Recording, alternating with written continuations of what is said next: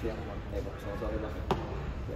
Menanggapi sikap influencer atau misalnya selebriti yang mempunyai sikap yang notabene dia selalu mengumbar aib, apakah itu bahaya Bang ketika aib itu jadi bumerang buat dirinya sendiri, menjadi bahan untuk orang melaporkan dia gitu. Oke, selamat sore, saya Dr. Firman Chandra. Saya mencoba menjelaskan sedikit terkait dengan konstruksi hukum bagaimana orang yang mengumbar aib dirinya sendiri atau mengumbar aib orang lain melalui jaringan internet. Ini sebenarnya berbeda. Karena apa? Kalau mengumbar dirinya sendiri, siapa yang mau melaporkan? Karena balik lagi, penghinaan, kemudian pencemaran nama baik dan hal-hal yang sifatnya mengganggu sebuah tata sosial kemasyarakatan, ini masuk delik aduan.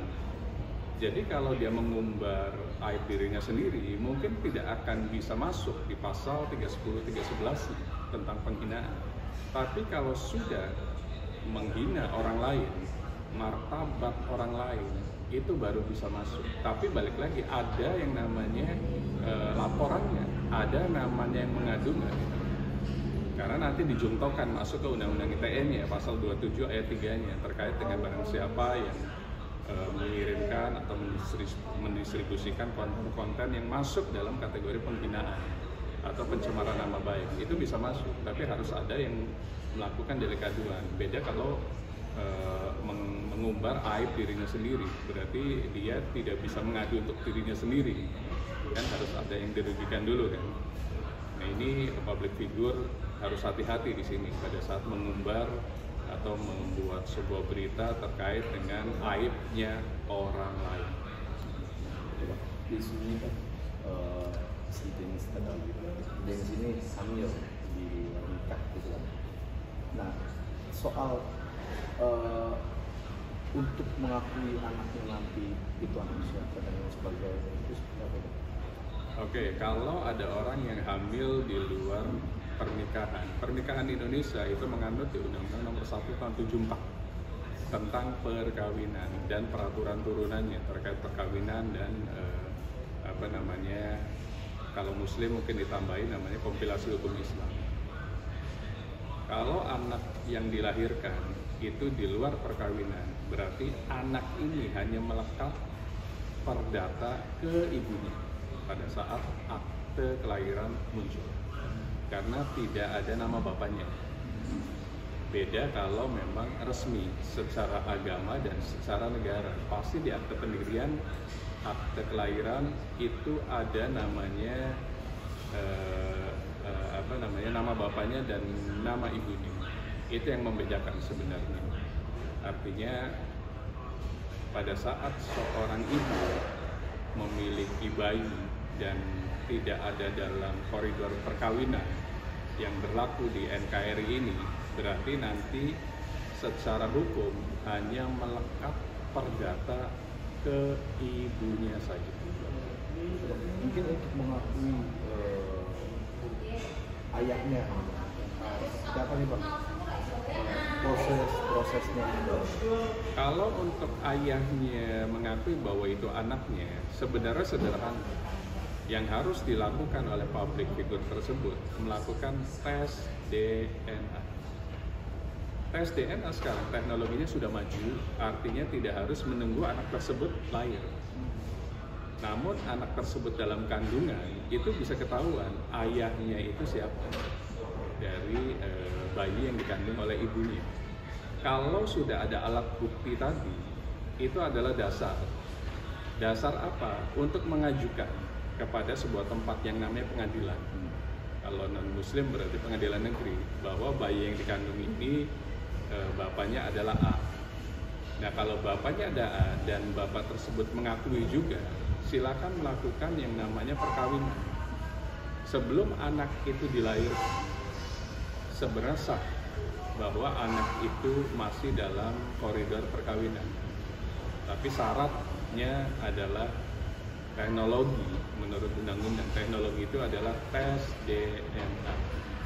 Sepanjang bisa dibuktikan bahwa tes DNA itu terkait dengan bapaknya dan bapaknya mengakui juga memang itu adalah anaknya, silakan didaftarkan permohonan ke pengadilan.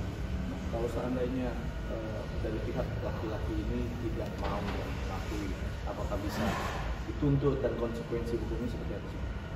Balik lagi, artinya kan ada yang punya kepentingan supaya anak ini lahir ada bapaknya. Berarti ibunya yang harus proaktif. Pertama, request tes DNA anaknya. Yang kedua, sebenarnya bisa merujuk. DNA itu kan bisa diambil dari rambut, dari darah, dari sel-sel yang ada di laki-laki tersebut. Request saja. Ini kasus hampir sama dengan kasus sebelumnya.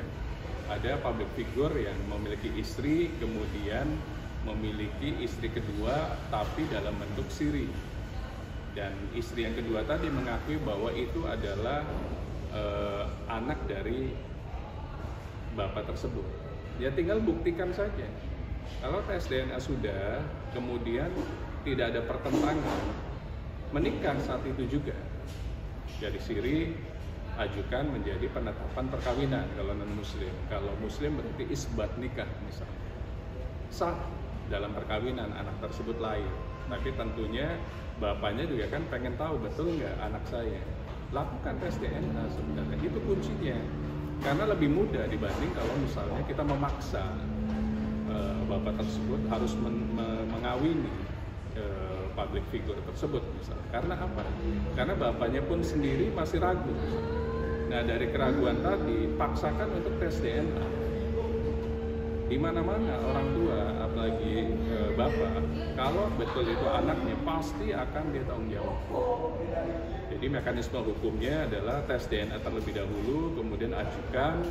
Kalau memang betul memang itu anaknya dari bapak tersebut, ya berarti automatically anak yang dikandung oleh ibu tersebut, meskipun belum terjadi perkawinan, itu dasar untuk mengajukan penetapan perkawinan atau isbat nikah kalau muslim, kalau non muslim penetapan perkawinan. Kalau sebaliknya bang, konsekuensi hukum bagi orang yang tidak mau mengakui bahwa itu adalah anak kandung sendiri. Kalau si suami tersebut tidak mengakui, berarti kan ada upaya yang namanya permohonan ke pengadilan, upaya yang namanya permohonan ke kepolisian. Jadi lapis saja dengan pidana dan perdata. Kalau pidana jatuhnya LP dulu, laporan polisi, kemudian ditingkatkan nanti ke tahap kedua di kejaksaan, kemudian baru pengadilan. Dan perdata lakukan upaya terkait dengan hal-hal yang sifatnya penetapan perkawinan. Artinya dua itu harus dilapis. Pertama pidana, lapor polisi terkait dengan asal usul perkawinan, asal usul anak, dan itu pengadilan kalau memang sudah dibacakan ada unsur paksa. Karena sudah terbukti semuanya DNA dari bapak tersebut. Kemudian nasabnya betul dari bapak tersebut. Artinya apa goalnya? Bahwa nanti di akte putusan pengadilannya harus mengakui si laki-laki tersebut bahwa ini adalah anak gitu. Kemudian sebelum itu perkawinan harus naik menjadi perkawinan secara negara, bukan siri lagi. Sehingga nama di akte kelahiran anak tersebut sudah ada dua, bapaknya namanya siapa, ibunya namanya siapa. Ujungnya adalah nafkah bagi anak. Mungkin ada konsekuensi hukuman pidana yang bisa berakibat hukuman penjara kan ketika si bapak ini nggak mengakui yang ada. Kalau kita berbicara masalah LP, berarti kan ada unsur pidana, ada unsur pemenjaraan. Bila tidak diakui, bila tidak mengakui, bila mengingkari bahwa anak tersebut bukan anaknya, padahal menurut hukum yang berlaku di Indonesia, berikut dengan alat bukti DNA tersebut merujuk bahwa anak ini adalah anak dari hubungan suami istri di luar perkawinan antara public figure dan A. Nah nanti ada unsur paksa dari pengadilan yang menentukan bila Anda tidak mengakui maka ada konsekuensi hukum, dihukum berapa lama. Namun jangan lupa di Indonesia ada namanya restoratif justice. Artinya kalau memang damai, mereka silaturahmi, mediasi, selesai. artinya tidak akan ada hukuman kalau memang kedua belah pihak udahlah kita damai saja. Tapi diakui bahwa ini adalah anak kandung dari si bapak tersebut. Cukup? Cukup. Oke, terima kasih.